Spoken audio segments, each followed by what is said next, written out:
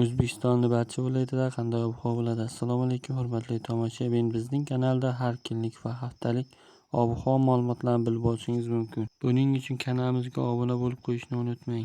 O'zgidromet markazi 30-iyul kungi ob-havo prognozini e'lon qildi. Unga ko'ra, Qoraqalpog'iston Respublikasi Xorazm viloyati havo biroz bulutli bo'ladi, yog'ingarchilik kutilmaydi. Shamol shahardan 7-12 metr/sekund tezlikda esadi. Harorat kechasi 22-27 daraja, kunduzi 37-42 daraja bo'ladi. Buxoro, Navoiy viloyatida havo biroz bulutli bo'ladi, yog'ingarchilik kutilmaydi. Shamol shahardan 7-12 metr/sekund tezlikda esadi. Ba'zi joylarda 13-18 darajagacha kuchayishi mumkin. Harorat kechasi 22-27 daraja, kunduzi 37-42 daraja bo'ladi. Toshkent, Samarqand, Jizzax, Sirdaryo viloyatida havo biroz bulutli bo'ladi, yog'ingarchilik kutilmaydi. Shamol shahardan 7-12 metr/sekund tezlikda esadi. Harorat kechasi 20-25 daraja, kunduzi 34-39 daraja bo'ladi. Qashqadaryo va Surxondaryo viloyatida havo biroz bulutli bo'ladi, yog'ingarchilik kutilmaydi. Shamol shahardan 7-12 metr/sekund tezlikda esadi.